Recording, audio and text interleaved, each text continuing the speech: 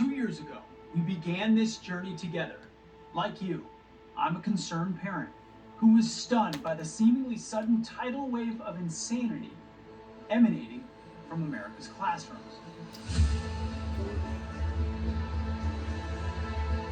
We've all sensed for quite some time that there was a left-wing tilt in our schools.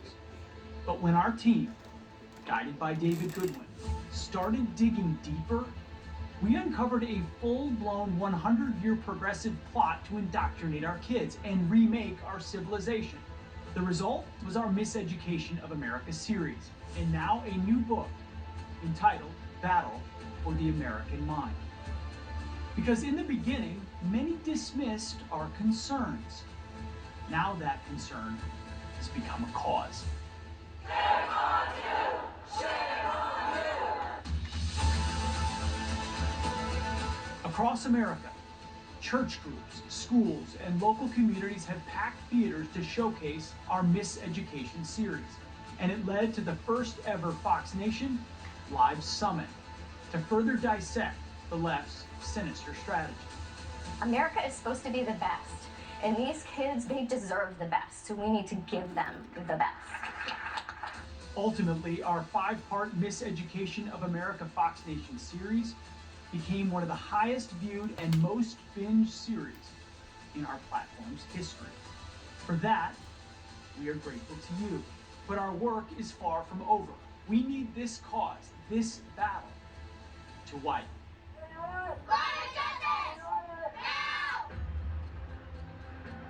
While international crises and economic turmoil loom over our republic, our current administration and their leftist and union allies have enabled an all-out assault against our children. Indoctrination has replaced instruction. Critical race theory and hatred of police are spreading just as fast as COVID-19 ever did. And worst of all, lessons about gender and sexuality are being taught to children as young as 5 years old, in your state and in mine. Our youngest and most vulnerable are their targets. We're here today because we believe in education, not indoctrination. Now, a few courageous politicians and states are finally fighting back against this anti-Western indoctrination. But the corrupt and captured media are against us, as are formerly beloved and now woke corporations like Disney. The issues in Florida have only gotten worse with Disney's inaction. As we emphasized in the first Miseducation series, our Western Christian heritage, our Western Christian paideia, is under direct attack. As a combat veteran, I know a war when I see one. But our voices will not be silenced, and our educational insurgency, it has begun. Join us as we continue to unravel the Miseducation of America.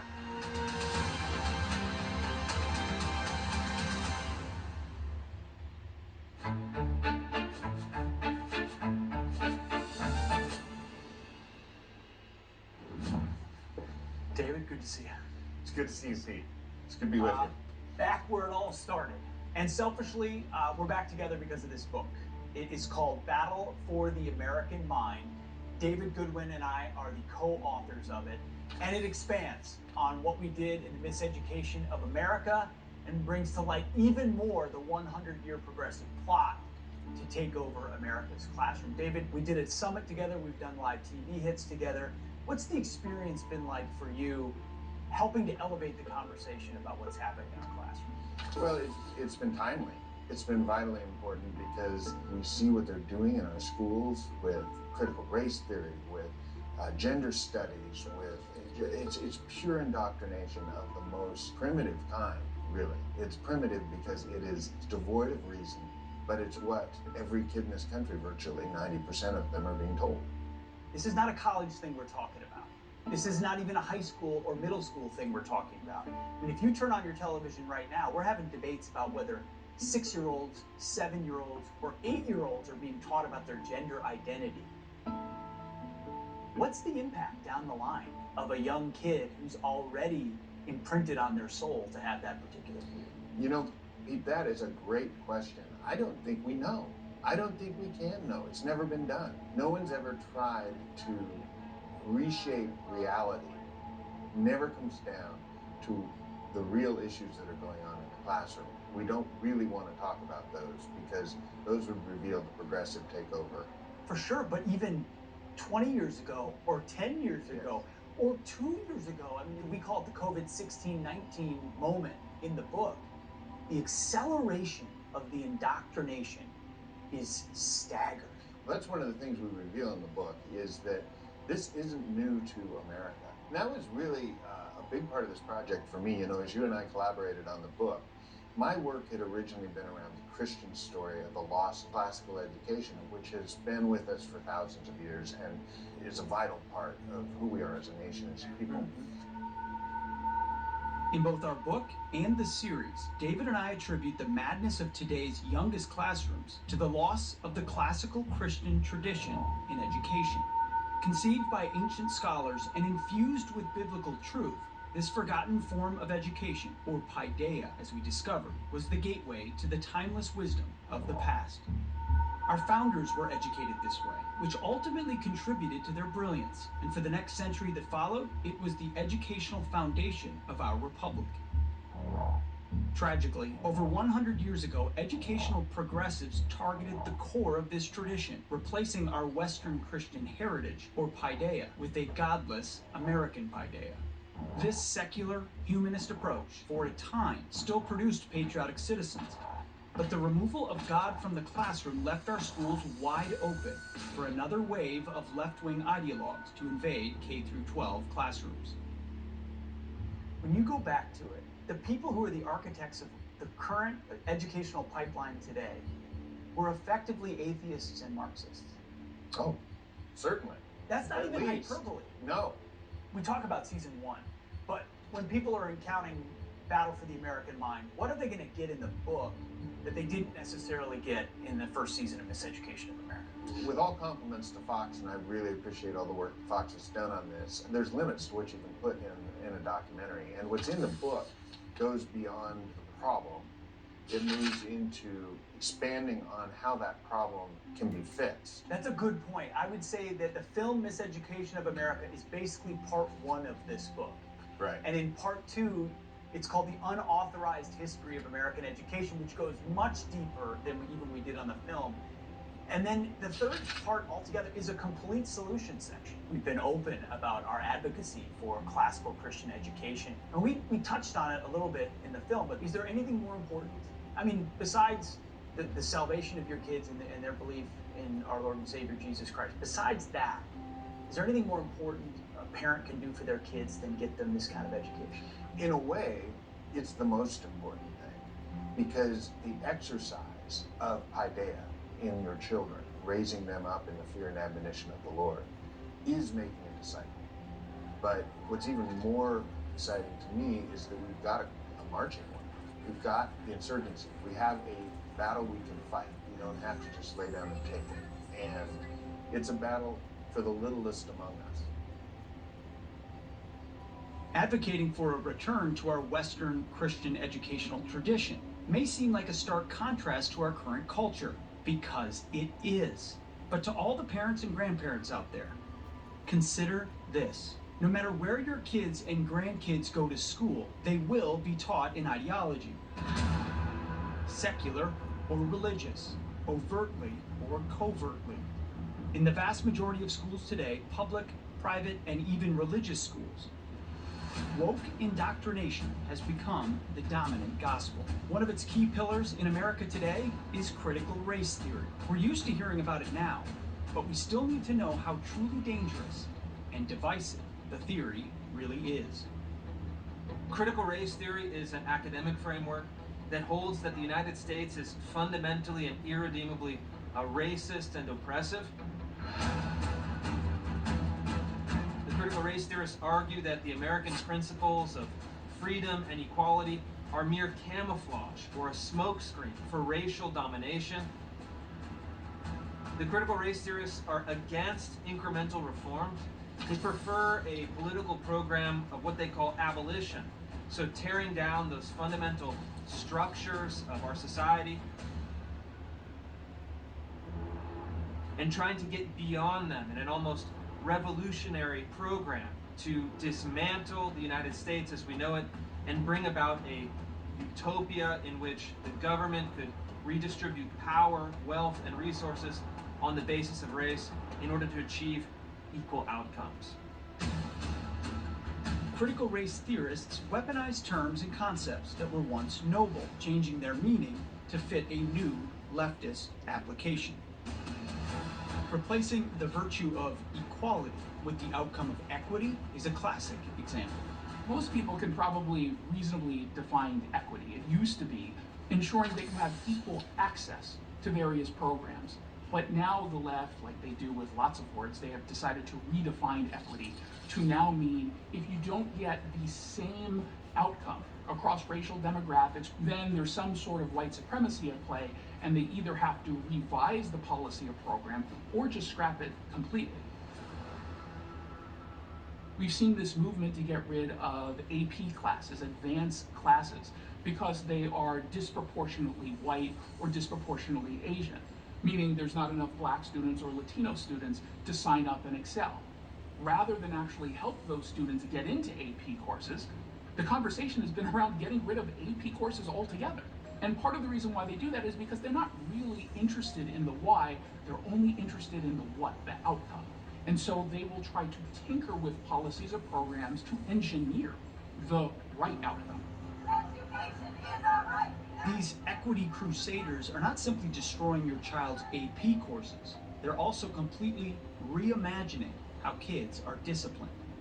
There's this movement going on to adopt culturally responsive policies. Let's say you have a black student and a white student getting into a fight. The assumption is supposed to be that the black student might come from a family in which they don't have the same set of supervision as the white student.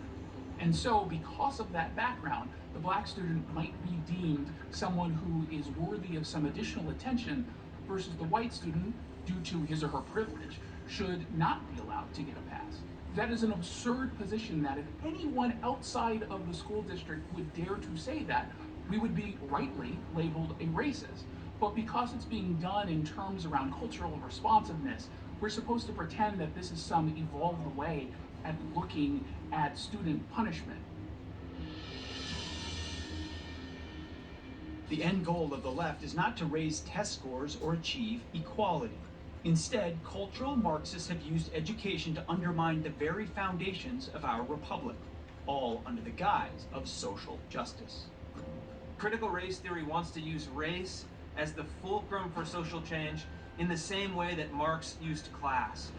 In the United States, it was almost impossible for class-based Marxism to become a broad-based political movement, but because of the history of very real and very significant racial injustices in the United States, they've been able to construct a very effective narrative and bringing those injustices forward, presenting them as an explanatory variable for all of the ills and disparities in our society today, and then using it to achieve political power.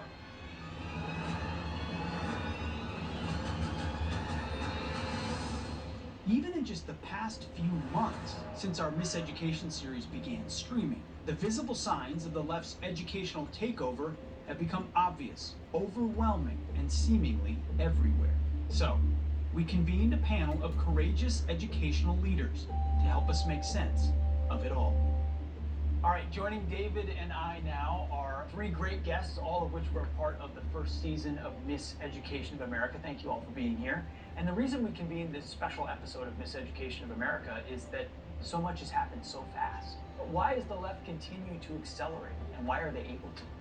I think that the left is trying to shift the focus in a way. When we talked last, Pete, in the series, I described to you the social studies standards, the new ones going forward in Minnesota. Well, now, in the last few months, we have the final draft. And ethnic studies is front and center in a way that it really wasn't before. And what ethnic studies is about is essentially teaching kids to disrupt, dismantle, and transform America's fundamental institutions. They use the word resistance all the time. And we've seen in Minnesota how this is now encroaching outside of civics and history into mathematics. So we have new mathematics standards, and the basic idea is that mathematics was invented and discovered in ancient empires of color, that it was then appropriated by the West to oppress people of color, and that it should be taught with racialized storytelling and that kind of thing. And who has the power to say what the right answer is? So a new front. And they're doing it with civil rights too. Yes. And so, like, who can be against studying the civil rights movement? Except the way they teach the civil rights movement is that they cherry pick where whites are sort of demonized, whites are the bad guys, and they're these heroic blacks. And if you wanted to teach the civil rights movement accurately, then you would show that it was a coalition of whites and blacks and people across religious lines that came together. It's a positive story, but the way it's being taught, it's not being taught as a positive story.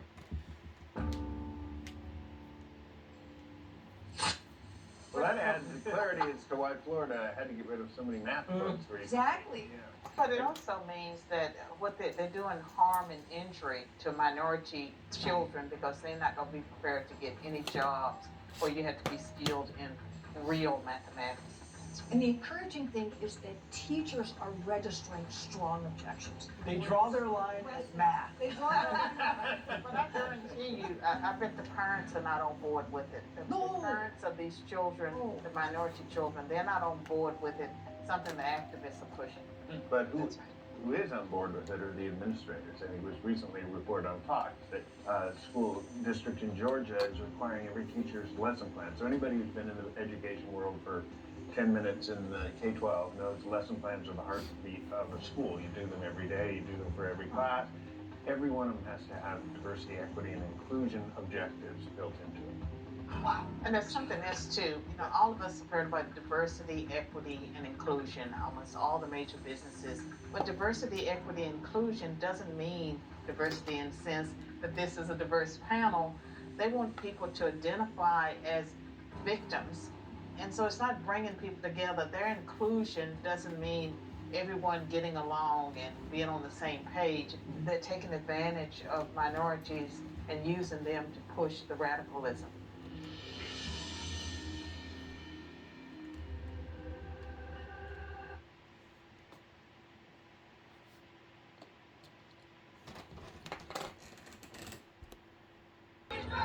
As if using the immutable characteristics of skin color to enlist future Marxist activists wasn't enough, the left's educational agenda has now moved to the biology of our youngest kids, creating yet another victim class they can mobilize. A few months ago, I published an op-ed that CRT was just the tip of the iceberg, and that there were other critical theories that were just as dangerous. Critical queer theory and critical feminist theory, this gender affirming stuff that causes children to question, am I really a little boy? Am I really a little girl? I mean, it's a disgrace. Yeah, these are the youngest, most vulnerable, most malleable children, right? They can be enlisted early on. My daughter is a former teacher. She says kids, when they're young, are still engaged in magical thinking. They believe in the tooth fairy, right? And it's deeply, deeply confusing to them when they are not even able to look at markers of reality in the larger world that is male and female. Disorienting. It's totally disorienting, and you got them in the palm of your hand when you convince them that's how the world works. Well, and you can't change the mind of an adult. We know our identity. We know what we believe. It's very hard to change our minds. But little children can be manipulated easily, especially when you have them for 7 hours a day and you start telling them things like, oh, your parents don't know better. They're old-fashioned. I'm your parent now. Look at me. I'm your parent. Exactly. And the children love their teacher. They respect their teachers so much. So they're set up to be brainwashed. They also manipulate children's natural tendency towards empathy, right? Yes. That's a major focus of social emotional That's a learning. great point. It's a beautiful quality that children have if you can steer it in this way and use it as a technique for mind control. And I things. have to add to that. That's exactly what they do to teachers. Yeah. People who become teachers are genuinely very caring people with a lot of empathy. And this is what they do. They'll say, oh, this one little child who is transgender, we have to make this child feel included. Oh, so now we have to make a whole curricula and indoctrinate everybody. And the teachers fall for it because they want to protect that little child. They love that little child. I just think about, I've got a 6-year-old son. Sometimes he wears army uniforms. Sometimes he wears a dress with his sister. In the course of 2 hours. He also genuinely believes he's got a decent shot of being Batman. Absolutely. Okay? Why not? All of those things are true at one time, Yes. and yet he is supposed to figure out what his gender expression or gender identity is, and thankfully we pulled him out of a school where he would confront that. Right. But imagine these kids. You wonder what the future will look like 10, 15, 20 years down, how people will identify, and then how that cascades. But I think we covered this a bit in the book, Eat with Maoism. Mao taught us that if you want a people to go along, you make them do the action. If you make them do the thing repeatedly, it's called a liturgy in a church. In the world of our school system, the liturgy is, tell me what your pronouns are. Take this sticker. Are you a boy or a girl? What's your name today? By doing the liturgy, they embed the narrative, and then it's hard to get that out. That's what Paideia is. Just like critical race theory, this sex and gender agenda did not spring up out of nowhere. Instead, it has been cultivated so effectively that activists now feel emboldened to press their advantage, believing they cannot be stopped. As we covered in our series, some of the earliest founders of America's sex ed programs were hyper-sexualized pedophiles who promoted sexual liberation above all else. Now, as critical gender, queer, and feminist theory spreads throughout the country, it has impacted communities in ways that were unimaginable just a few years ago. There is a middle school in Bellingham, Washington that decided to fund a drag show for middle schoolers. That is so far beyond what should be acceptable. Drag by its very nature is sexualized. Now, I've heard some people say, well, of course, the people who are in charge, the adults in the room, they're not going to allow these middle school kids to get too sexualized. Really? Have you seen any of what they're doing in the classroom? And you tell me that you trust these adults will actually keep kids from getting too sexualized. They have gone so over the line where you're having young kids, 11-year-olds, dressing up as a different gender and then performing on stage. That's just odd. Before you shrug this story off as an isolated incident, activists nationwide have been promoting so-called drag queen story hours to help children become more inclusive. And throughout the country, purple states like Pennsylvania have played host to fringe national organizations that push radical proposals to introduce critical gender theory into the classroom. With the younger children starting in pre-K, we talk about their bodies, about the parts that they were born with, about penises and vaginas and whether that makes somebody a boy or a girl, but also their feelings. What do they feel like inside? Do they feel like a boy or a girl? What does their head say? Our children's innocent and impressionable minds, not to mention their souls, are being poisoned by the sick and twisted.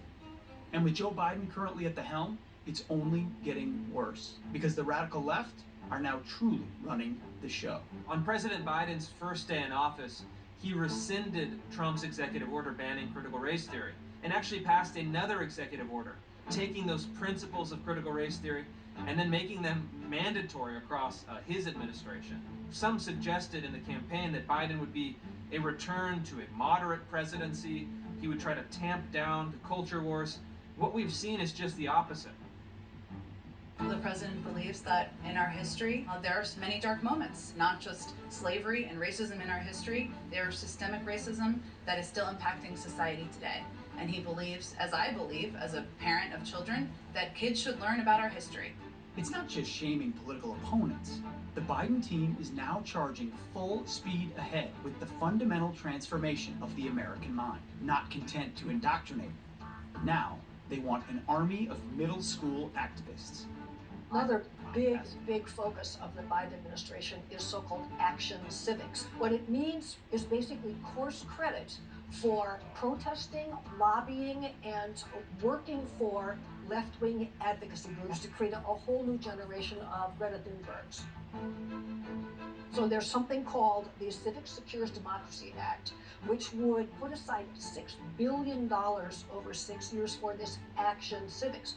And the Biden administration would get to decide who gets these competitive grants for history and civics. What this would do is create a de facto curriculum, national curriculum in history in CRT, basically. And this is the way Obama got Common Core through. This is Common Core 2.0, using competitive state grants in order to inject a really nefarious agenda. So sounds like the education industrial complex is about to double in size.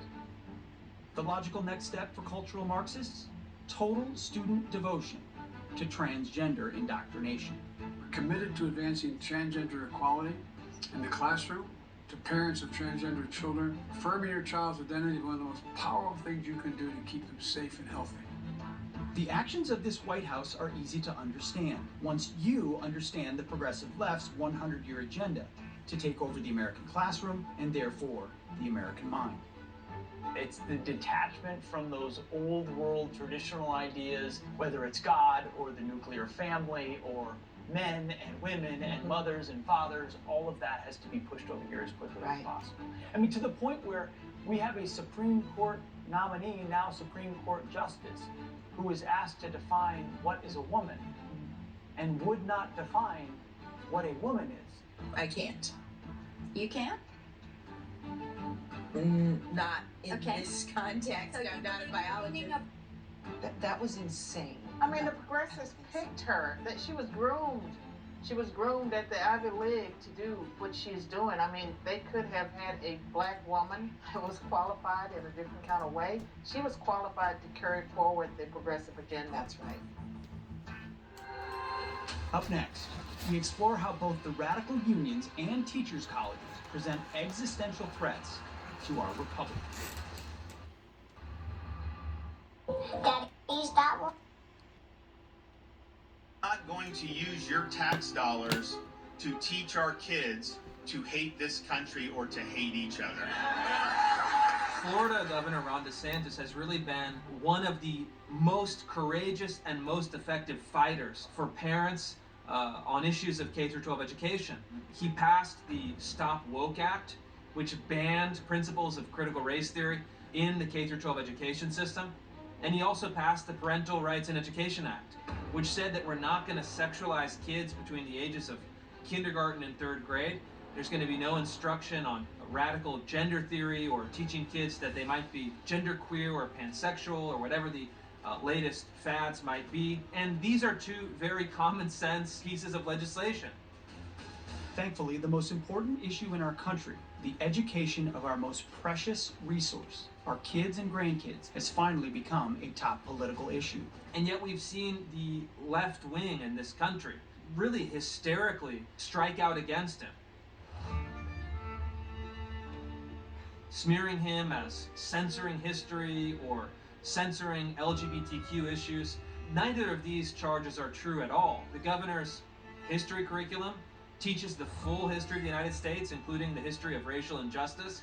And on parental rights in education, they said it's a don't say gay bill, which is on its face absurd. Nothing in the bill says that you can't say gay. It just says that you're restricting adult government employees from talking to other people's children about their sexuality. I think that perhaps this is now old-fashioned. That should raise a red flag. This holds true for adults of all sexual orientations and all backgrounds. Predictably, the Biden administration has smeared DeSantis and every other educational sanity advocate at every turn. The onslaught of anti-transgender state laws attacking you and your families is simply wrong. This administration is standing up for you against all these hateful bills. And Disney, a company we've entrusted our children to for generations, believes it's vitally important for students to learn the importance of gender pronouns. If legislation becomes law, it could be used to unfairly target gay, lesbian, non-binary, and transgender kids and families. The left has captured the White House, the media, corporations, and most importantly, the classroom. It's time to completely rethink how we view education, to dramatically reorient how we teach our kids and grandkids. It won't be easy, but it is vital. That's what our book, Battle for the American Mind, is all about. In the meantime, parents are fighting back. He wants microaggressions, implicit bias, and anti-racism to be taught in school. I posit that these ideas are themselves racist at their very core. I am always inspired when a parent decides that enough is enough. They actually have to show up and give a passionate speech. And that's not really easy to do, especially when you come from very liberal areas. I'm in Seattle. There are like 17 conservatives. And so whenever a parent stands up, and they don't even have to be conservative. In fact, a lot of times, these are just moderate Democrats or independents who realize how far to the left our schools have gotten. Currently, 7 states have banned critical race theory outright from entering the classroom, with more states moving in that direction. But we are playing catch-up. After decades of focusing on other issues, ceding the issue of education to Democrats and bureaucrats. Up next.